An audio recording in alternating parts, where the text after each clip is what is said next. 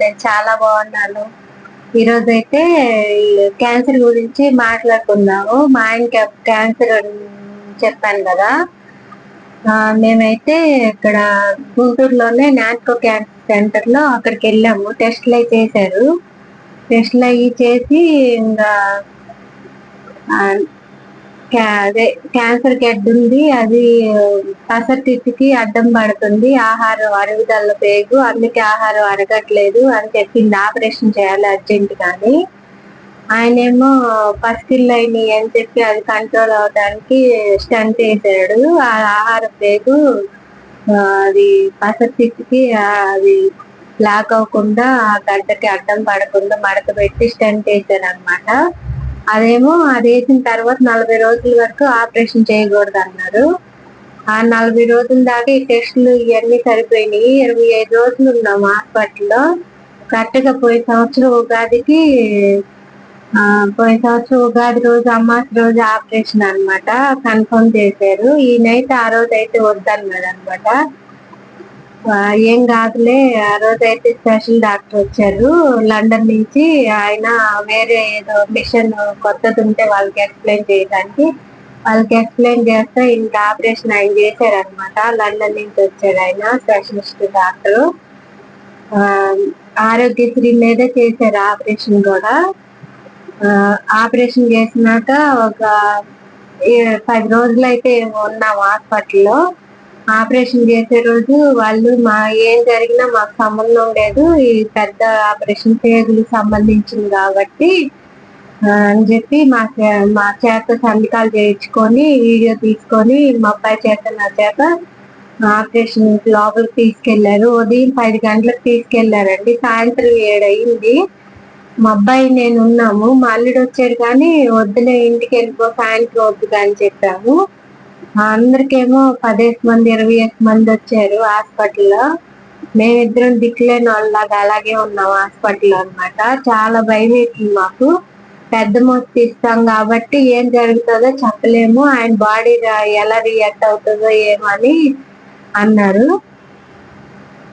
కానీ ఆ రోజు దేవుడు పంపించినట్టు డాక్టర్ రావడం వల్ల బాగానే సక్సెస్ఫుల్ గా బాగానే జరిగింది. ఆపరేషన్ అయిన తర్వాత ఆయన 4 గంటల ఆ టైంలో వచ్చి మాకు చెప్పారు, బాగానే జరిగిందమ్మా, బాగానే ఉన్నాడు ఆయన అని చెప్పారు. అప్పుడు దాకా మాకైతే ధైర్యం రాలేదు. చెప్పిన తర్వాత మేము ఇంకా కొంచెం స్థిమిత పడ్డాం అనమాట. అసలు అన్నం కూడా తినలేదు, పొద్దున్నుంచి అలా కూర్చొని ఉన్నాము. ఇంకొక గంటకి తీసుకొస్తారనగా మా అల్లుడైతే వచ్చాడు. వచ్చి ఇంకా ఆయన డిశ్చార్జ్ చేసిన తర్వాత ఇంకా వేరే రూమ్ కి షిఫ్ట్ చేయలేదు, ఐసీయూలోనే అబ్జర్వేషన్ లో పెట్టారనమాట. 24 గంటల తర్వాత దాకా అబ్జర్వేషన్ లో ఉంచాలని చెప్పి ఎమర్జెన్సీ వార్డుకి తీసుకెళ్లారు. ఆ నైట్ అల్లా ఇంకా అస్సలు మేము నిద్రపోలేదన్నమాట, ఎలా ఉండిద్ది ఏమో అని. ఇంకా అస్సలు ఆయన పడుకోలేదు, మేము పడుకోలేదు. ఇంకా నొప్పులు తట్టుకోలేకపోతున్నాడు అనమాట. రూమ్ తీసుకెళ్ళండి అంటున్నాడు. ఇంకా అక్కడ పక్కన పేషెంట్లు అందరు ఉన్నారు కదా, వాళ్ళని చూసి ఇంకా భయం వేస్తుంది. ఇంకా చాలా పెద్ద పెద్ద ఆపరేషన్లు, నోటికి సంబంధించినవి ఏ ఆపరేషన్ చేసిన వాళ్ళందరూ ఉన్నారు. వాళ్ళని చూసి ఒకళ్ళేం పక్కన కాలిపోయిన లోకళ్ళు ఉన్నారు, వాళ్ళందరిని చూసి భయం వేసింది మాకు. ఇంకా రేత్రల్లో అలాగ ఉన్నాము. ఇంకా పొద్దున్నే 9 గంటల డ్యూటీ డాక్టర్ వచ్చి ఇంకా ఆయన షిఫ్ట్ చేశారు అనమాట. ఇంకా అసలుకి చెప్పొద్దండి, ఎవరు ఇంకా ఏదన్నా వచ్చిందనుకోండి ఎవరు సాయం చేసే వాళ్ళు ఉండరు. అసలు చుట్టాలు అయితే అస్సలు చేయరు. ఇంకా ఫ్రెండ్స్ అన్న నయము. ఇంకా మా చిన్నాడు, ఇంకా మా పెద్ద ఫ్రెండ్ ఒక అబ్బాయి, మా అబ్బాయి ఇచ్చాడు కొన్ని డబ్బులు, మా చిన్నాడు పంపించాడు కొన్నేమో, ఇంకా మా అక్క ఇచ్చింది కొన్ని డబ్బులు.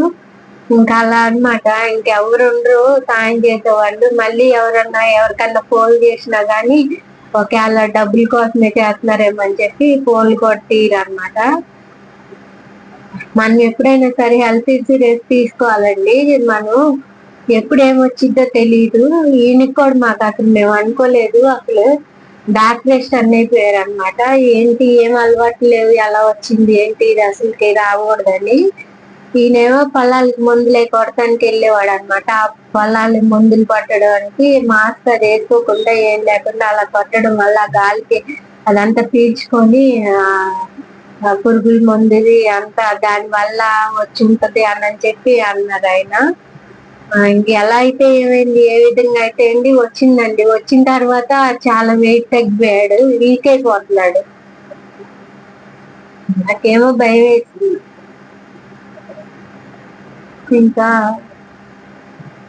తిరుగుతా ఉన్నాం అనమాట హాస్పిటల్కి, అక్కడ ఇక్కడ తీసుకెళ్ళి. ఫస్ట్ అయితే 1,00,000 దాకా అయింది ఆ స్టంట్ కోసం. దానికోసం తీసుకెళ్ళి అక్కడ హాస్పిటల్ దగ్గర వేసుకుంటూ కూర్చున్నాం. ఇప్పుడు అంటే సడన్ గా ఎవరిస్తారంటే మా అబ్బాయి ఫ్రెండ్ పాపం ఇచ్చారు, వాళ్ళకి థ్యాంక్స్ చెప్పుకోవాలి.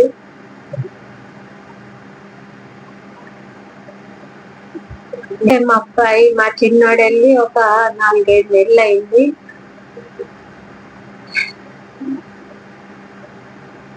ఇంకా అప్పుడే బాగాలేదు, చాలా చాలా ఇంకా అసలు చాలా ప్రాబ్లమ్స్ ఫేస్ చేశాం మేము. ఎవరికి రాకూడదండి పగాలకు కూడా, కానీ కొంతమందికైనా అర్థం అవుతుందని నేను వీడియో చేస్తున్నాను అనమాట. అందరూ జాగ్రత్తగా ఉండండి. ఎప్పుడైనా సరే ఈ క్యాన్సర్ వచ్చిందంటే ముందు ఆహారం అరగదు, తినరు, ముందు తినరు అనమాట. వీక్ అయిపోతా ఉంటారు, వెయిట్ తగ్గిపోతా ఉంటారు. ముందు నేను అదే చెప్తున్నావా, ఎవరికైతే ఎప్పుడు ఆకలి అవ్వట్లేదు, అన్నం తినట్లేదు, తిన్నది అరగట్లేదు, అప్పుడే చూసుకొని తొందరగా డాక్టర్ దగ్గరికి వెళ్ళి చెకప్లు చేయించుకోవాలి. ఈయన అసలు 1 నెల నుంచి అయితే వచ్చే ముందులో అసలు తినట్లేదు, తినాలి కూడా అరగట్లేదు. ఏమైంది ఎట్టున్నా అంటే ఏం చెప్పట్లే అసలు. మా వాడు చూసి ఎందుకు కళ్ళు పచ్చగా ఉన్నాయి అని చెప్పి టెస్ట్ చేస్తే 7.5 ఎంతో ఉన్నాయి జాండీస్. ఇంకా టెస్ట్ చేయించామన్నమాట. సండే రోజు మాకు శనివారం టెస్ట్ తెలిసింది జాండీస్ అని. సండే రోజు అన్ని తీసుకెళ్లి టెస్ట్ తోటి ఆ రోజు అల్ల సరిపోయింది. సోమవారం రోజు ఇంకా లివర్ సంబంధించిన ఆయన పసికిల్ డాక్టర్ దగ్గర తీసుకెళ్తే ఆయనేమో అర్జెంట్ గా స్టంట్ వేయాలి, లేకపోతే ప్రమాదం అన్నారు. ఇంకా అప్పుడప్పుడు ఇంకా వాళ్ళని బాగా వెళ్ళి బతిలాడుకొని, మా వాడేమో ఫోన్ ఎత్తట్లేదు. వాళ్ళకి ఇక్కడ ఇండియా టైంకి ఆ టైంకి సెట్ అవ్వదు అనమాట. వాడేమో నిద్ర లేకుండా, ఈయనేమో బాగా నీరస పడిపోతున్నారు హాస్పిటల్. మా అమ్మాయి ఏమో అమ్మ గవర్నమెంట్ హాస్పిటల్ తీసుకెళ్ళండి, చూడండి, తిరగండి అంటుంది. మాకేం చేయాలో అర్థం కాల. ఇంకా అసలు అయితే నీళ్ళు అని చెప్పి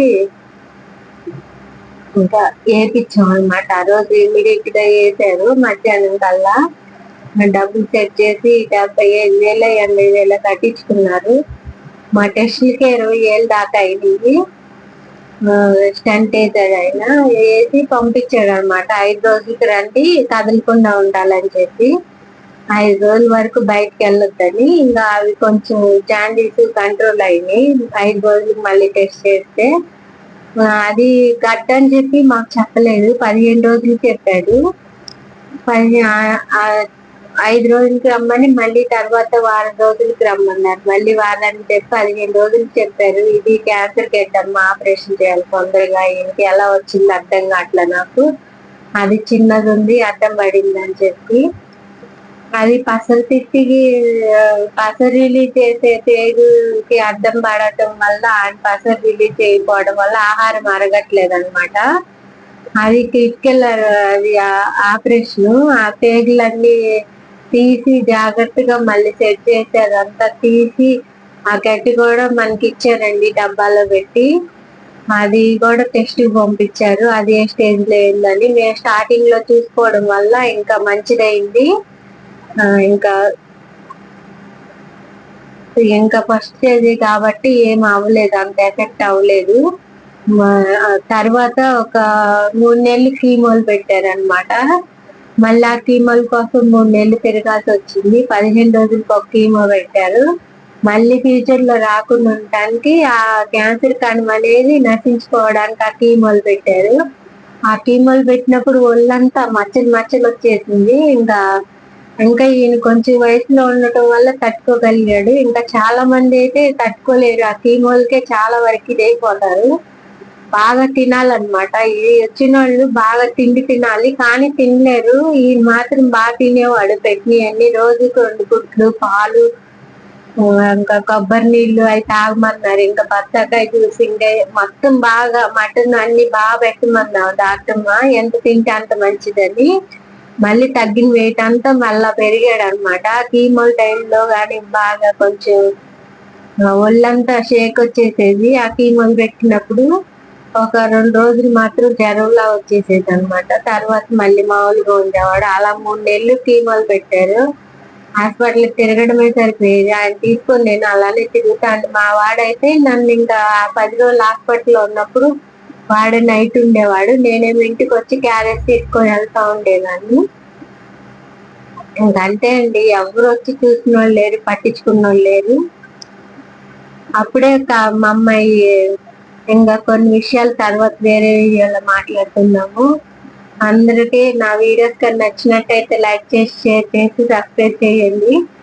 ఇంకా ఇది కొంచెం అవేర్నెస్ కొంచెం అందరికి తెలుసుకోవాలని చెప్పి ఈ వీడియో చేస్తున్నాను. ఏమనుకోవద్దు. మేము ఎంత బాధపడ్డామో అవన్నీ మీకు చెప్తామని చెప్పి మీరు తెలుసుకుంటారని. ఈ క్యాన్సర్ అందరికి చాలా మందికి వస్తుంది తెలియకుండానే. ఎప్పుడైతే కొంచెం ఆహారం తినకుండా అరగట్లేదో, తింటలేదో, వీక్ అవుతున్నారో అప్పుడు టెస్టులు చేయించుకోండి అందరూ.